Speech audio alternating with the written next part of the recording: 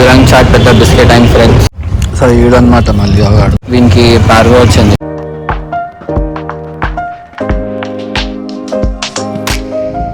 Hey guys, welcome back to my YouTube channel. ఈరోజు 15th April, time around 12 అవుతుంది afternoon.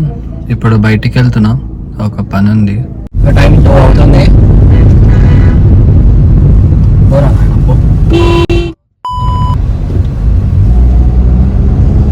So time 2 అవుతుంది. ఇప్పుడు డిఎల్ఎఫ్కి వెళ్తున్నాం.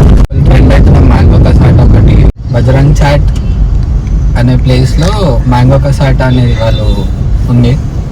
సో మ్యాంగో కసాట ట్రై చేయడానికి వెళ్తాం.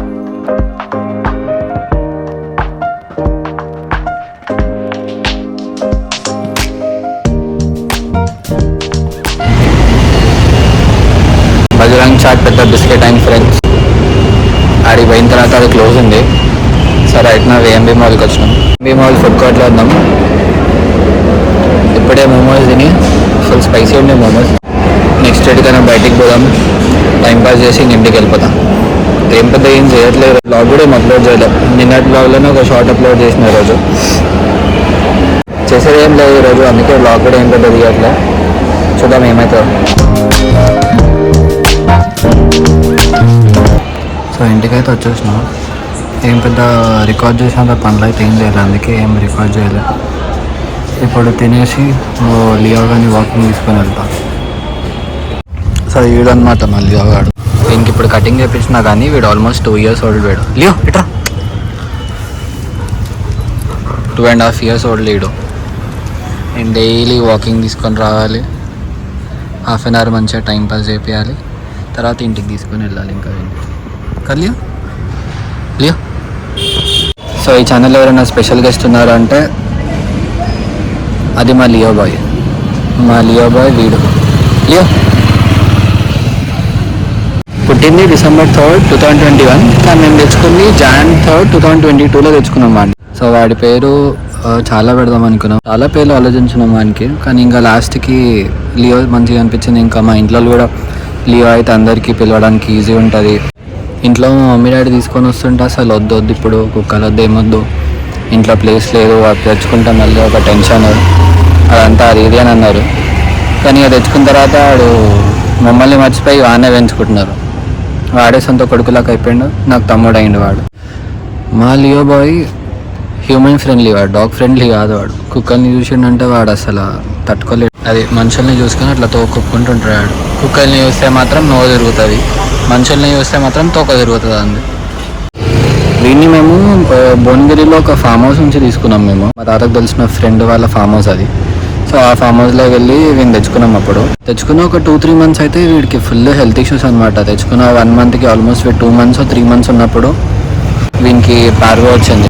Parvo is the most deadliest disease in puppies అనమాట. అది వచ్చిందంటే ఇంకా full blood vomitings, blood motions.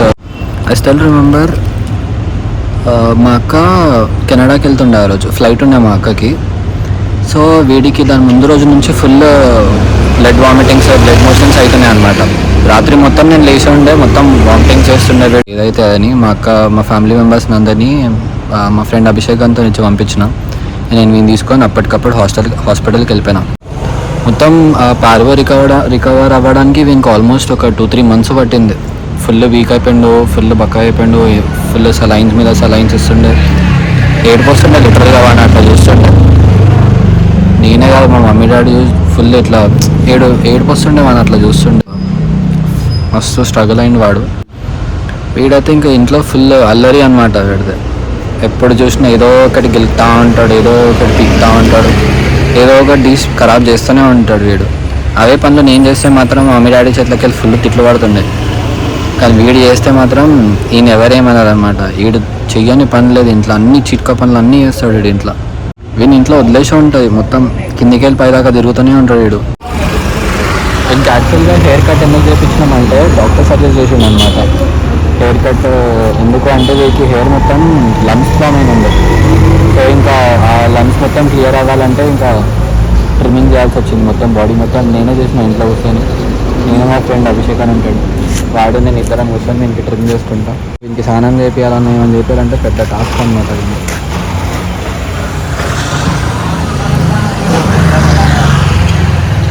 వీనికైతే home ఫుడే పెడతా, నేనే కుక్ చేసి చికెన్ రైస్ వెజ్జీస్ అవన్నీ యాడ్ చేసి. బయట ఫుడ్ అయితే అసలు పెట్టను కూడా పెట్టాను నేను.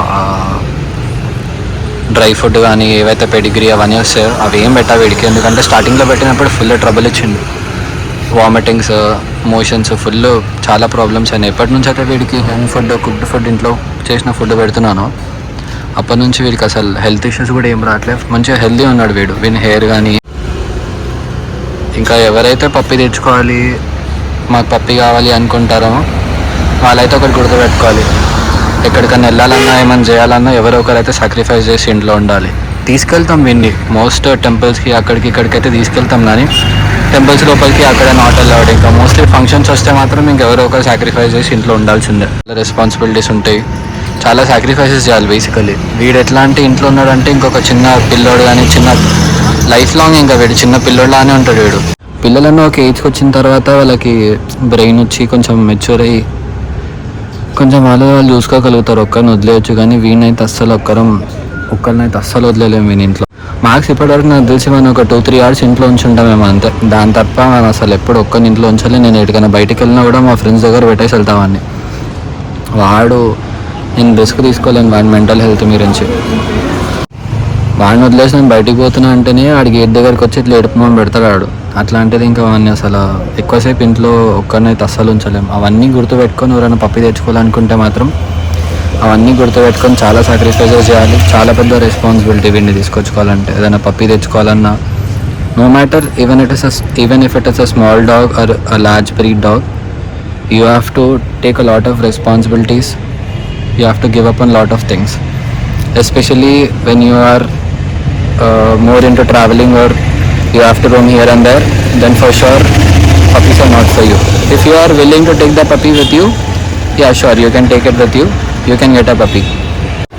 And moreover the expenses, you have to be ready for the expenses no matter what. If it comes upon the puppy's health, then you have to give up on everything. Medical expenses, food expenses, vaccinations, చాలా care తీసుకోవాలి వీటికి. Bike rides అంటే full ఇష్టం అనమాట. Scooty మీదకి ఎక్కుతాడు, same చిన్నపిల్లలాగానే daily రైడ్కి తీసుకుని వెళ్ళాలి. వాకింగ్ కన్నా ఎక్కువ వీడు బైక్ రైడ్స్కి ప్రిఫర్ చేస్తాడు అనమాట. నేను డైలీ బండి మీద తిప్పాలేను, తిప్పకపోతే వాకింగ్కి రాడు. వస్తే వాకింగ్కి మాత్రం బండి మీదనే కావాలి. ఇంకే సేమ్ చిన్నపిల్లని చేసినట్టే చేస్తాడు. కలియు చలో, heading back home. See you tomorrow. That's all for the day. Bye.